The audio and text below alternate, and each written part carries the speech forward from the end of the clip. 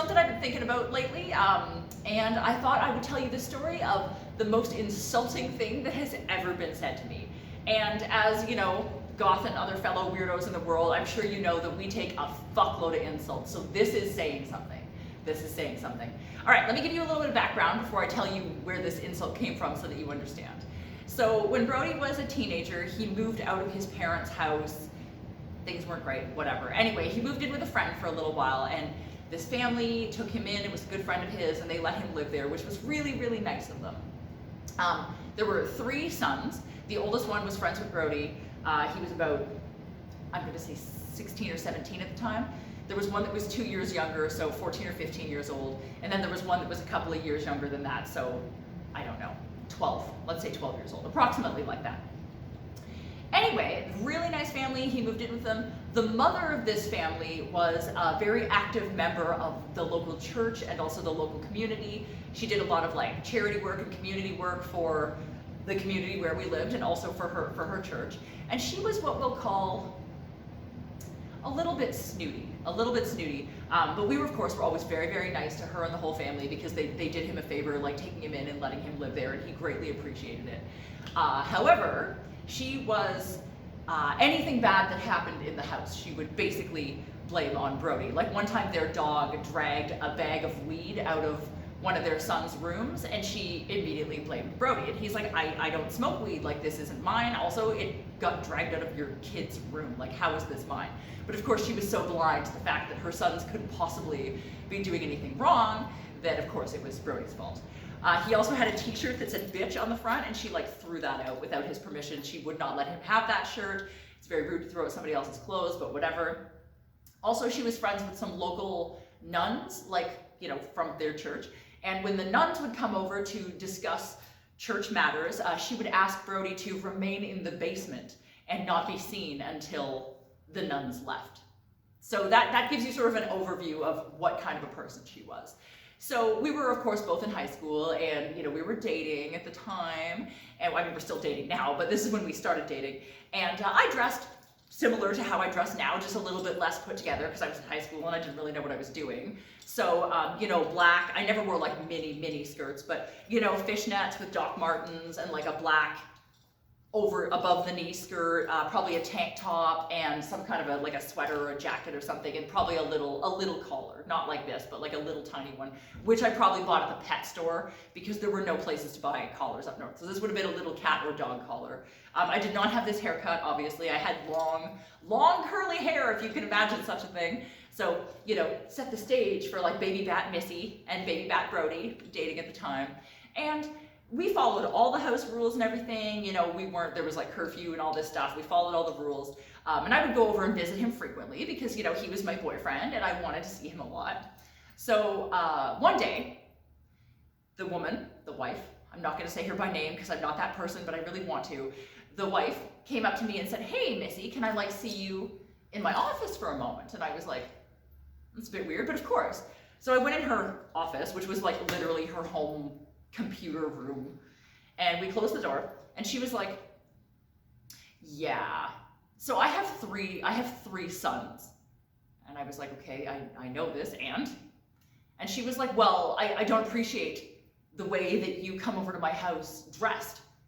And I was like what? It honestly was not anything super skimpy, super scandalous. Like, yes, above the knee skirt with fishnets, but not like hoochie mama. I had on a tank top, probably had wide straps just like this. Yes, I would show my shoulders, but it wasn't like super low cut or anything. Also, I don't have a lot to show off, so it wouldn't have mattered if it was, but you know, it was a fairly modest tank top. And she was like, "Well, like, look at you." And I was like, "Look at me what? Like, this is just how I look." And she was like, and here it is, the most insulting thing that has ever been said to me in my whole life. She literally looked him in the eyes and said, "I don't want my sons growing up thinking that you are what women should be." Like, what the fuck? That is not okay to say to anybody any of the time. And I was shocked, of course. Like, I was like, what the fuck? Like, I'd never had anyone say anything like that to me before. So I was basically like, cool. You don't want me coming here dressed like this? I am not what women should be, and I'm a bad influence on your sons? Cool. I'll never darken your doorstep ever again. Have a good fucking day. Didn't swear, because I'm not that girl. But I literally walked out of her house and I never went back.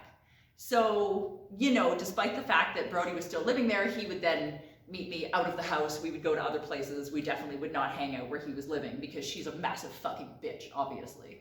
And that stuck with me for this many years, clearly, because I still sometimes think about that to this day. And it doesn't hurt, it doesn't feel painful anymore, but the older I become, the more insulting I realize that is. Like, I was clearly very insulted at the time, but you know, when you're a teenager and you don't have like a fully formed vision of the world, I guess, you don't think about things these way. But I think about it now and I think I have always been the girl that's been like, oh, you don't like what I'm doing? Fuck you, cool. You don't have to like it. This is me, right? And I've always been that person. But if I think about that the way that if I had been a different person, or if that had been said to a different young girl, that could have been really devastating. Like, oh no, I'm not what women should be. There must be something wrong with me. Like, I need to change. I need to become someone else. I need to be normal. And that's very harmful, right? And it pisses me off that people like her in the world think that anyone should be anything. Women do not have to be anything.